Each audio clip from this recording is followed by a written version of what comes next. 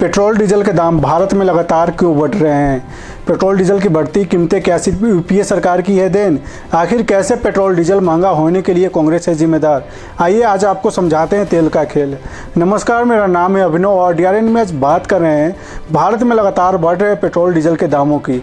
अंतर्राष्ट्रीय बाजार में कच्चे तेल के भाव आसमान छू रहे हैं और उसकी वजह से भारत में पेट्रोल डीजल की कीमतों में आग लगी हुई है। तेल की कीमतों में लगी आग की गर्मी सबसे ज़्यादा सियासी गलियारे में महसूस की जा सकती है।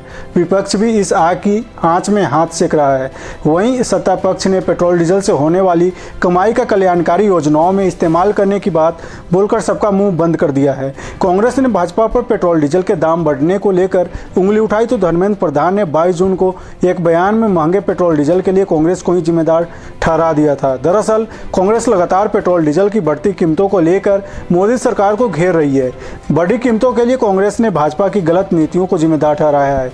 अब आपको बता दें कि सरकारी सूत्रों के मुताबिक मनमोहन सरकार ने सार्वजनिक क्षेत्र की तेल कंपनियों को सब्सिडी देने के बदले बॉन्ड जारी किए थे, जिनका भुगतान आज मोदी सरकार को करना पड़ रहा है। कांग्रेस सरकार के समय कच्चे तेल की बढ़ती कीमतों को कंट्रोल में करने और पेट्रोल डीजल की खुदरा कीमतों में वृद्धि न करने के लिए तेल कंपनियों को बॉन्ड जारी किए गए थे, जिसका मतलब ये होता है कि हम आपको सब्सिडी नहीं दे सकते, लेकिन फिर भी आप तेल की कीमतें मत बढ़ाओ, इसके लिए हम आपको बॉन्ड जारी कर रहे हैं जो हम धीरे धीरे करके चुका देंगे। समान परिस्थितियों में सब्सिडी को राजस्व व्यय के रूप में माना जाता है और इस तरह ये सरकार के ही बजट का एक हिस्सा बनता है। सूत्रों ने कहा कि इस तरह उस समय की यूपीए सरकार ने बॉन्ड के भुगतान की यह जिम्मेदारी आगे आने वाली केंद्र की सरकार पर डाल दी। जो राशि आज केंद्र सरकार को चुकानी पड़ रही है वह काफी बड़ी है, जिसका असर आज की केंद्र सरकार के अन्य कार्यक्रमों पर पड़ेगा। प्रधानमंत्री नरेंद्र मोदी की सरकार के पिछले 7 सालों में इन बॉन्डों पर केवल ब्याज भुगतान पर ही 70,000 करोड़ रुपए खर्च किए गए हैं। अब आप यहाँ यह समझिए कि जो दावा केंद्र सरकार और कांग्रेस कर रही है उसके लिए पहले ये जानना जरूरी है कि ऑयल बॉन्ड होते क्या हैं। दरअसल केंद्र सरकार के पास तेल कंपनियों, उर्वरक कंपनियों, भारतीय खाद्य निगम जैसी संस्थानों को विभिन्न बॉन्ड जारी करने का अधिकार है। भारत में पेट्रोल डीजल की कीमतों को बढ़ाना हमेशा ही राजनीतिक तौर पर संवेदनशील माना जाता था। तेल की बढ़ती कीमतें आम जनता के सिर पर न पड़े, इसके लिए केंद्र सरकार सब्सिडी दिया करती थी, यानी अंतर्राष्ट्रीय बाजार में इसकी कीमतें चाहे जो भी हो, देश में सरकारें अपने मुताबिक उससे कंट्रोल कर सकती थी। उसी दौरान पूर्ववर्ती सरकारों ने तेल कंपनियों को ऑयल बॉन्ड जारी किए। ऑयल बॉन्ड वो सिक्योरिटी होती है जिसे सरकारें नकद सब्सिडी के बदले तेल कंपनियों को दिया करती है। ये बॉन्ड अमूमन लंबी अवधि के होते हैं। तेल कंपनियों को इन पर ब्याज भी चुकाया जाता है। तो आप राजकोष पर बोझ डाले बगैर केंद्र की यूपीए सरकार ने 2005 से लेकर 2010 तक तेल कंपनियों को ऑयल बॉन्ड जारी किए, यानी तत्कालीन सरकार को कैश नहीं खर्च करने पड़े। लेकिन देश में आई आर्थिक मंदी के बाद जब यूपीए सरकार ने पेट्रोल की कीमतों को सरकारी नियंत्रण से मुक्त कर दिया, यानी इसे डीरेगुलेट कर दिया, तो इस पर ऑयल बॉन्ड जारी किया जाना जून 2010 से खत्म हो गया। सरकारी नियंत्रण समाप्त करने का अर्थ था कि जैसे जैसे अंतर्राष्ट्रीय बाजार में तेल की कीमतें बढ़ेंगी, देश में तेल कंपनियां उसी हिसाब से उनकी कीमतें बाजार में रखेंगी, यानी तेल की कीमतों का बोझ सीधे आम उपभोक्ता के कंधों पर आ गया। फिर 2014 में केंद्र में सत्ता परिवर्तन हुआ और मोदी सरकार ने उसी वर्ष अक्टूबर में डीजल को भी सरकारी नियंत्रण से मुक्त कर दिया। शुरू में हर 3 महीने पर इनकी कीमतों में बदलाव हुआ करता था, लेकिन 15 जून 2017 से डायनेमिक फ्यूल प्राइस सिस्टम को लागू कर दिया गया, जिससे रोज ही तेल की कीमतों में उतार चढ़ाव होने लगा। हर रोज सुबह 6 बजे से पेट्रोल पंप पर नई कीमतों के मुताबिक यह ग्राहकों तक पहुंचती है। अब आप जान ले कि आखिर ऑयल बॉन्ड का सरकार पर कितना है बोझ।